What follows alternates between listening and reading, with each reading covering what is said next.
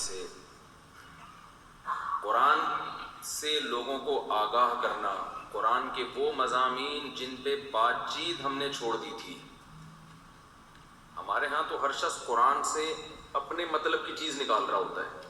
قرآن کے عمومی مضامین جس کو قرآن نے بہت زیادہ فوکس کیا ہے، ان مضامین کو ہائی لائٹ کرنا، اجاگر کرنا، پبلک کے سامنے لانا، اور اس انداز سے لانا جو پبلک چاہتی ہے. اس میں میرا خیال ہے، یہ میری ایک اجتہادی رائے ہے، کوئی اختلاف کر سکتا ہے اس سے، میرا خیال ہے کہ اللہ نے اس میں ڈاکٹر اسرار رحمہ اللہ تعالیٰ کا کوئی ثانی بر صغیر میں پیدا نہیں کیا. میں بھی پہلے بدگمانیوں کا شکار تھا تنظیم اسلامی سے متعلق، انجمن خدام القرآن سے متعلق، کیونکہ ظاہر ہے جب آپ ملتے نہیں ہیں، گیدرنگ نہیں ہوتی، تو بدگمانیاں بہت پھیلائی جاتی ہیں.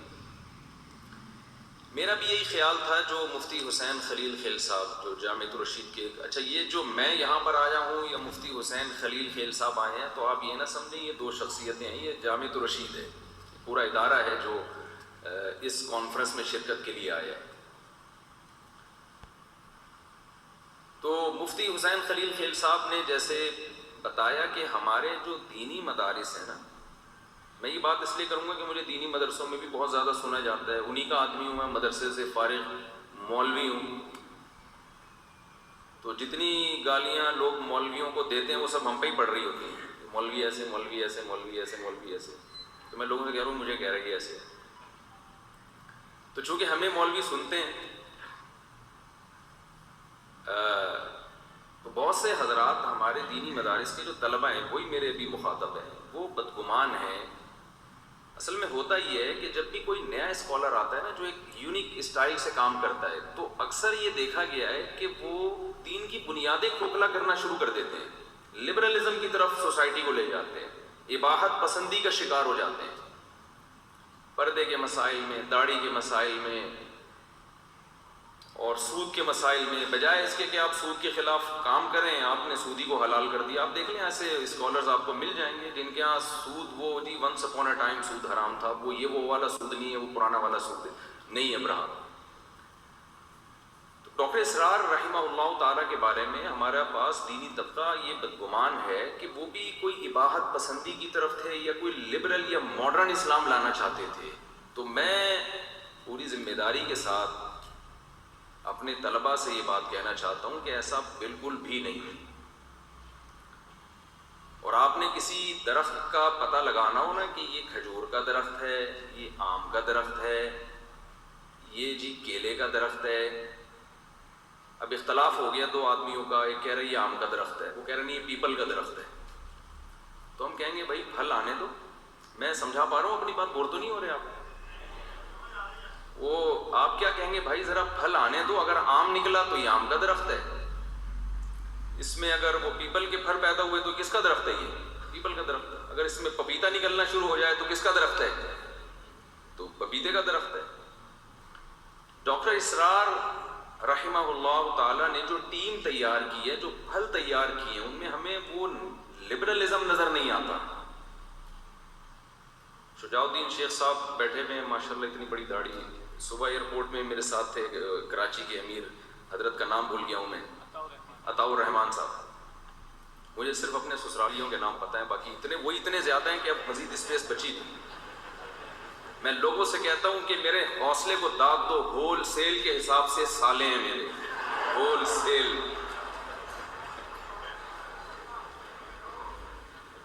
تو ایک آدھ سالہ ٹینشن کے لیے کافی ہوتا ہے کہ نہیں ہوتا؟ میرے ہول سیل کے حساب سے سالے ہیں. تو آپ پھر بھی دیکھو میں لاہور آ گیا. تو حضرت سے بات ہو رہی تھی تو ماشاءاللہ ان کی ایکٹیویٹیز دیکھی ہم نے، داڑھی دیکھیں ماشاءاللہ. آج کل تو نئے دیکھیں، میں کوئی جو داڑھی جس کی نہیں ہے اس کو برا نہیں کہہ رہا میں، لیکن آپ داڑھی کا ہی انکار کرنا شروع کر دیں. ماڈرن اسلام ایسا ایک تصور پیش کرے، پردے کا ہی انکار کرنا شروع کر دیں، یا پردے کے احکام میں اتنی تبدیلیاں کہ وہ پردہ اور ہونا نہ ہونا برابر ہو گیا. تو علماء نے چونکہ دیکھا کہ جو بھی کوئی نئے اسکالرز آتے ہیں ایک الگ اسٹائل سے کام کرتے ہیں تو پھر وہ لبرلزم کی طرف اور اہل مغرب کو خوش کرنے کی کوشش میں لگ جاتے ہیں. یہاں ان کی تقریریں کچھ اور ہوتی ہیں, وہاں جا کے کچھ اور. کسی نے جہاد کا انکار کر دیا. ڈاکٹر اسرار احمد رحمہ اللہ تعالی, ان کا پھل جب آپ دیکھیں گے, جو افراد تیار کیے ہیں تنظیم اسلامی نے یا انجمن خدام الاسلام نے, خواتین میں جس طرح سے پردے کو پروموٹ کیا ہے. میں تو ان سے کہہ رہا تھا کہ میں نے جب یہاں پردہ دیکھا, میں شجاع الدین شاہ صاحب کے یہاں وہاں گیا کراچی میں, تو میں نے کہا بھائی تھوڑا ہلکا ہاتھ رکھیں, تھوڑا سا ماڈرن خواتین کے لیے بھی کوئی اسپیس رکھیں. کہ یعنی ماشاءاللہ بہترین ماحول نظر آیا. تو یہ میرا میسج ہے دینی مدارس کے طلبہ کے لیے. ہمارے طلبہ کو یہ بھی اشکال ہوتا ہے کہ شاید کوئی نیا فقہی مذہب نکال رہے ہیں, کوئی 5واں یا 6واں. کیونکہ یہ بھی ہے کوئی نئے جو اسکالرز آتے ہیں نا, لیبل یہ لگاتے ہیں کہ ہم فرقہ واریت کو ختم کر رہے ہیں, لیکن در حقیقت وہ ایک نیا فرقہ پیدا کر رہے ہوتے ہیں. یہ ایک بڑا مسئلہ ہے کہ جب بھی کوئی نیا آ رہا ہے نا, کوئی ایک نیا فرقہ ایجاد ہوا تھا 1980 میں نام نہیں لوں گا تاکہ ہمارا یہ ٹاپک, یہ جو ہماری مجلس ہے, یہ کسی کوئی اختلاف اور اس کی طرف نہ جائے. تو آئے اور کہنے لگے کہ یہ اتنے سارے فرقے بنے ہوئے ہیں, کیا دیوبندی, بریلوی, اہل حدیث, حنفی, شافعی, مالکی, یہ سب ختم کرو یار, ایک آ جاؤ قرآن حدیث. ہم نے بٹھایا, ان کو چائے پلائی. تو ہم نے کہا یہ جو آپ نئی چیز مارکیٹ میں لائے ہو تو اس کا نام کیا؟ انہوں نے نام بھی بتا دیا. میں نے کہا یہ تو 4 5 6 تو 7واں بھی ہو گیا, تو ختم تو نہیں ہوا نا. یہ کیا ہو گیا؟ یہ تو 7واں آپ نے پیدا کر لیا, اس سے ختم تھوڑی ہوگا. ختم اس طرح سے ہوگا جو یہ مجلس ہے, اس میں ہر مکتبہ فکر کے لوگ ہیں اور اسلام کی بنیاد پہ سب کیا ہو جائیں, متفق ہو جائیں. اس طرح سے تو چیزیں ختم ہوں گی. میں دینی مدرسوں سے تعلق رکھتا ہوں, میں یہاں پر آیا ہوں, میں آپ کو پروموٹ کروں. میں نے شجاع الدین شیخ صاحب کا انٹرویو اپنے چینل سے صرف اس لیے نشر کیا تھا پوری ذمہ داری کے ساتھ تاکہ نوجوان ان کے ہاتھ پہ بیعت ہوں. مجھے پتا تھا جو کام یہ کر رہے ہیں شاید اس اسٹائل میں نہیں کر سکتا وہ کام. اسی وجہ سے میں نے ان کا وہ دعوت نامہ اور ان کا بیعت نامہ وہ بھی شائع کیا. ہم ایک دوسرے کے معاون اور مددگار بنیں, نہ کہ ہم ایک دوسرے کی ٹانگیں کھینچنا شروع کر دیں. لیکن ہم اتنے براڈ مائنڈڈ بھی نہ ہو جائیں کہ سب کچھ ہی ہضم ہو. کچھ اسلام کی کچھ بیسکس ہیں, ان پہ ہم نے کسی قیمت پہ کمپرومائز نہیں کرنا. وہ بیسکس کیا ہیں؟ میں اس کی ڈیٹیل میں جاؤں گا, بات لمبی ہو جائے گی. وہ بیسکس یہ ہیں کہ جب ہم کسی غیر مسلم کو مسلمان کرتے ہیں تو کون سے عقائد اس کی زبان سے کہلواتے ہیں؟ اس میں کیا وحدت الوجود آتا ہے؟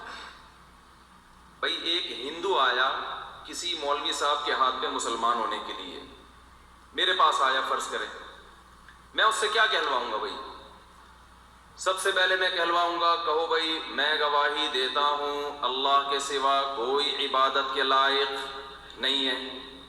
میں گواہی دیتا ہوں محمد صلی اللہ علیہ وسلم اللہ کے بندے اور رسول ہیں, اور جو ضرورات دین ہیں, جنت, جہنم, فرشتے, جنات, ختم نبوت, تقدیر کا عقیدہ, یہ چند باتیں جب ہم اس کی زبان سے اگلوا لیتے ہیں تو ہم یہ سمجھتے ہیں کہ یہ اسلام میں داخل, کمپلیٹ کر لیں سینٹنس, آپ ہو چکا ہے. تو اتنی چیزوں سے ہم کیوں اسلام میں داخل نہیں ہو رہے؟ ہمیں اس سے آگے جانے کی کیا ضرورت ہے؟ نہیں ہے میرا خیال بس. تو ہمارے لیے بھی اتنا کافی ہے نا.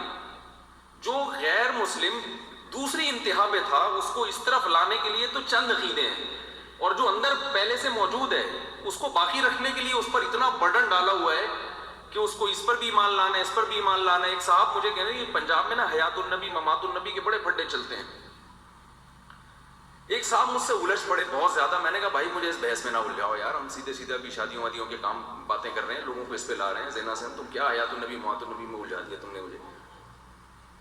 کہنے لگے یہ بہت ضروری عقیدہ ہے, قبر میں اس کے بارے میں سوال ہوگا.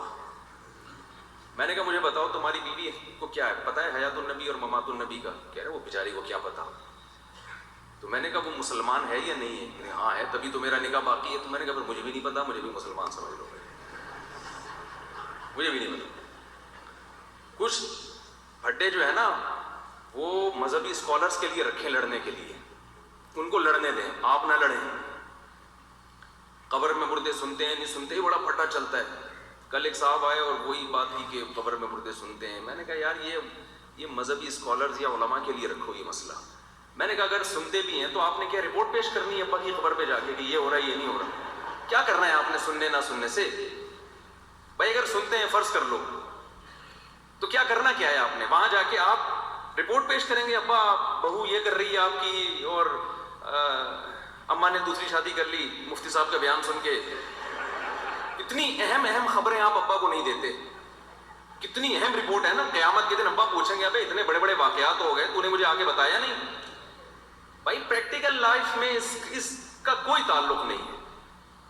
بلکہ اگر مردے نے سن کے رپلائی کر دیا نا تو وہی ہوگا جو عبد الغفور کے ساتھ ہوا تھا. سنا دو وہ چٹکلا تھوڑا سا. میں کراچی ایئرپورٹ پہ تھا تو وہاں آفیسر مجھ سے ملنے کے لیے آئے, جو سیکیورٹی کے سب سے بڑے آفیسر تھے نا. ایسے لگ رہا تھا جیسے میرے انتظار میں ہے کہ مفتی صاحب کبھی ایئرپورٹ آئے تو پکڑوں میں. اور آئے اور مجھے کہا کہ بھائی فلائٹ تو لیٹ ہے, آپ بڑا پروٹوکول دیا. کہتے ہیں بھائی میں نے ایک لطیفہ سنا ہے مفتی صاحب, میری ڈپریشن اور میری اسٹریس دور ہو گئی. میرے لیے کڑک سی دودھ پتی منگوائی اور پھر وہ لطیفہ لگا دیا. وہ لطیفہ یہ تھا, بھائی معذرت میں تھوڑا سا موضوع سے ہٹ رہا ہوں, تھوڑا سا فریش ہو جائیں دیکھیے. تو وہ لطیفہ یہ لگایا کہ قاری صاحب نے چھٹی نہیں کرتے تھے. عبد الغفور نام تھا قاری صاحب کا. قبرستان سے جب گزرتے ان کا یہ عقیدہ تھا کہ مردے سنتے ہیں. بچے نے سوچا کہ سننے کا تو ہے, رپلائی کا ان کا عقیدہ نہیں ہے. اب ایسا کام کرو کہ ان کو یہ یقین آئے کہ سنتے بھی ہیں اور جواب بھی دیتے ہیں. تو قبرستان سے گزر رہے تھے اور کہا کہ السلام علیکم یا اہل القبور. بچہ قبر کے پیچھے چھپا ہوا, اس نے کہا وعلیکم السلام بھائی عبد الغفور. قاری صاحب بے ہوش ہو کے گر گئے. تو آپ نے اپنی صلاحیتوں کو ان کاموں میں لگانا ہے جو ہماری بیسکس ہیں, جو ہمارے بنیادی عقیدے ہیں. ان میں ہم اختلاف برداشت بولیے نہیں کریں گے. ایسا نہ ہو اتنے براڈ مائنڈڈ بن جائیں کہ جی آپ قادیانیوں کو بھی گلے لگا رہے ہیں, آپ اسلام کے بیسک عقائد پہ ہی کمپرومائز کر رہے ہیں. یہ نہیں ہوگا. لیکن وہ مخصوص ہیں, اتنا پیچیدہ نہیں بنایا اللہ نے اسلام کو. تو یہ جو کانفرنس ہے یہ بہت ہی خوش آئین ہے. بہت سارے مکاتب فکر کے لوگ ہیں یہاں پہ, دینی مدارس کے علماء بھی ہیں, ہر مسلک کے لوگ ہیں.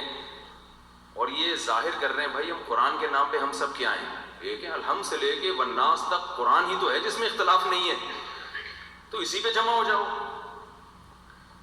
تو ڈاکٹر اسرار رحمہ اللہ تعالیٰ کو جو اللہ نے فضیلت دی چند چیزوں میں, جو قرآن کے دروس ان کے اتنے زیادہ مقبول ہوئے. نمبر 1, انہوں نے قرآن کی دعوت کو عام کرنے کے لیے اس دور میں جدید ترین ذرائع کا بھرپور استعمال کیا. اس سے ان کے مینٹل لیول کا پتہ چلتا ہے. بعض دفعہ محنت بہت ہوتی ہے, آؤٹ پٹ اس کا زیرو.